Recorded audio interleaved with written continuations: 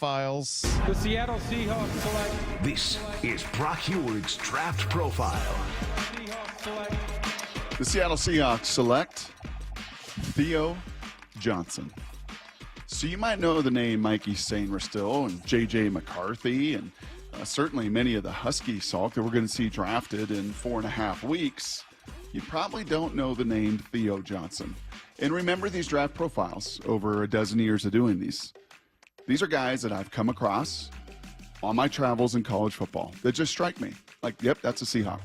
I don't do these like, hey, these are the 20 best players. I don't do these and try to evaluate film like a Daniel Jeremiah does and says, hey, these are the top 20 prospects. This is just personal.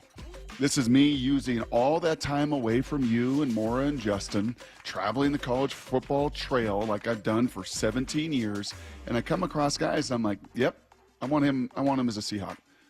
Because I don't pretend to have this journalistic integrity and no bias. I want the Seahawks to win the whole thing. I want them to be the best. Same with the Mariners. I'm not a fan. I am a fan. I'm a fan for 47 years of the Seahawks and the Mariners all my life. And I want them to win, and I want them to win big. So these are players that I've come across, and some could be 7th rounders. Some could be 1st rounders. Theo Johnson's probably going to be a mid-rounder. He is a 6'6", 260 tight end, 260-pound tight end out of Penn State University. Penn State put out a lot of tight ends. Penn State dudes come into this league pretty well equipped, pretty well trained. I was looking at my Penn State board. I had them late in the season, and I was on the field like, that's a creature, that's a difference maker, that's an NFL dude, and this dude's body is in every way, shape, and form an NFL tight end. I mentioned 6'6", 260. He's got 33-inch arms, but most importantly, he ran 4.57 and jumped nearly 40 inches at the combine. It is why he was a 5-star recruit out of high school. He was a top 75 recruit in America by any position. He was an absolute stud and wanted by everybody in the country out of high school. And while Penn State has been average at quarterback, it's not as if he's put up prolific numbers. The dude has been a rock. Two things that I love about Penn State and their players, and why I certainly have biases to some of these universities. So when I look at these prospects on different teams, I'll see 6'6", 260, and then they'll go to the combine and they'll be 6'4.5", 248. Not at Penn State. Penn State follows the Mike Huard rule. You are what you are. And it really ticked Dane Looker off a lot when he weighed 159 his senior year, and Mike Huard put 159. But you know what it tells me? There's like an integrity within the program. We don't have to fake the funk. You are who you are. And these are the physical traits you bring. What else I like about Theo Johnson is a short shuttle. Remember, that's 5 yards one way, then you sprint 10 yards the other, and you come back.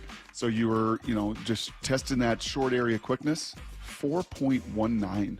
That is receiver-esque. That is off the charts for a big guy that can move, that he can bend. Now, lastly, when I go to my board, I told you what I like about Penn State is they're no nonsense. You are who you are. They're also pretty transparent. When Joel Klatt said, you sit in some of these meetings and you get nothing, Penn State's been a program over my years with James Franklin and his assistants that will sit there and give you the time. You get to know their prospects. And on my board, as I'm looking at it, and I often ask the coaches and other teammates, and this came from teammates, who are your vocal leaders? Who are the guys when we got the sky cam that's flying around that can pick up sound? Who are we going to hear? There wasn't a hesitation. The vocal leader on that Penn State team last year was Theo Johnson. For a tight end to do that, that's not easy, and that's not common. Usually it's quarterback. Usually it's an eccentric, fun running back. Maybe it's a center. Maybe it's those different guys. It's not usually a tight end. That resonates with me. He's number 20 on my list. I'll kind of count down, and when we end it, it'll be my number 1 and my favorite. So I've seen him just a few times. I don't know him as well as some of these other prospects we're going to get to. But you want traits? Check. You want a vocal leader? Check. You want to come in and play a position of need and kind of be a Noah Fant-esque in that way with those traits? That's who he mirrors. I mean, Noah Fant was drafted in the first round out of Iowa, another proud tight end program, because his traits were off the charts. This guy's probably going to be a mid-rounder, but those traits are unique.